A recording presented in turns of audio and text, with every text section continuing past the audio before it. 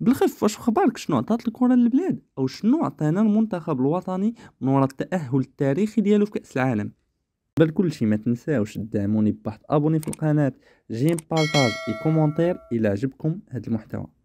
اول حاجة، مبروك علينا الانجاز التاريخي ديال منتخبنا المغربي رغم الاقصاء وعدم اقتناص المركز الثالث. خاصنا نكونوا فخورين بهذا المنتخب اللي خلانا من بعد ما كنا كنتمناو فقط مشاركة مشرفة نحلموا بكأس العالم، لكن قدر الله ما شاء فعل.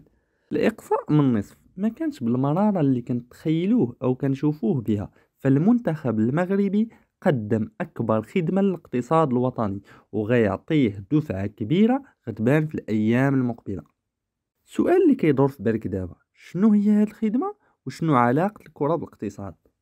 أول حاجة واللي الكل غيكون لاحظها قبل وفترة كأس العالم، واللي هي انتعاش سوق بيع الملابس الجاهزة، بحيث كتر الطلب على الملابس الخاصة بالمنتخب الوطني، خصوصا الأقمصة والأعلام الوطنية، واللي تزاد طلب عليهم يوم بعد يوم ومن بعد كل انتصار للمنتخب. هاد الطلب المتزايد أنعش قطاع النسيج كله، من مصانع أصحاب المحلات وحتى البائع المتجولين. المقاهي والمطاعم بدورها شهدت واحد الانتعاشة كبيرة في هاد كأس العالم، وخصوصا مباريات المنتخب الوطني اللي كان عليها إقبال كبير بزاف، واللي خلى هاد المقاهي ترفع التسعيرة ديالها.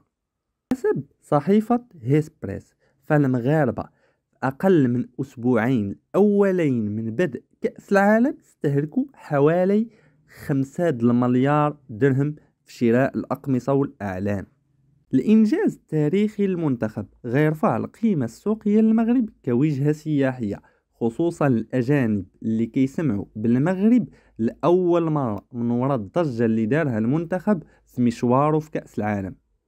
فالماتش ديال المنتخب المغربي ضد البرتغال شاهدوا أكثر من 1 مليار شخص عبر العالم، كما أنه تغريدات التهنئة اللي كانت في تويتر من طرف مشاهير العالم كالمغنية شاكيرا وإيلون ماسك اللي كيعتبر أحد أثرياء العالم، واللي كيتابعوا حوالي 121 مليون شخص في تويتر.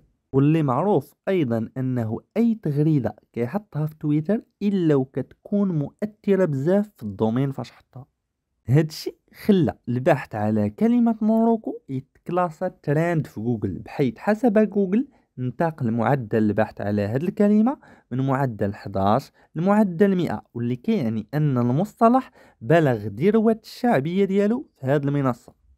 إنجاز أسود الأطلس عنده تأثير على المجال السياسي أيضا، بحيث يعزز التموقع السياسي للمغرب في العالم، وغيزيد يعرف قضية الصحراء المغربية وبمبادرة الحكم الذاتي في الصحراء المغربية.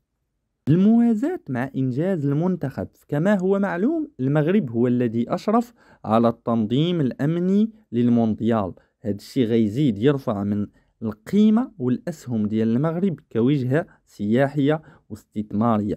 المستثمرين والسياح على حد سواء كيبغيو يزوروا ويستثمروا في بلدان آمنة والمستقرة، وهذا الشيء اللي بان من خلال إسناد مهمة التنظيم الأمني للمغرب. هادشي كامل اللي قلنا غيخليك تشوف الكرة من منظور آخر، وغيفسر ليك علاش الدولة كتخسر فلوس صحيحة على المنتخب، وعلاش المنتخب مؤخرا حظى باستقبال ملكي. فالترويج اللي عملو المنتخب للبلاد من خلال هاد كأس العالم غيشكل وغيعطي فرصة للاقتصاد الوطني، واللي ضروري من استغلالها باش نزيدو بالبلاد القدام. كيف قال الركراكي، نديرو النية ونعطيو للرياضة حقها، فهي جزء لا يتجزأ من الاقتصاد الوطني.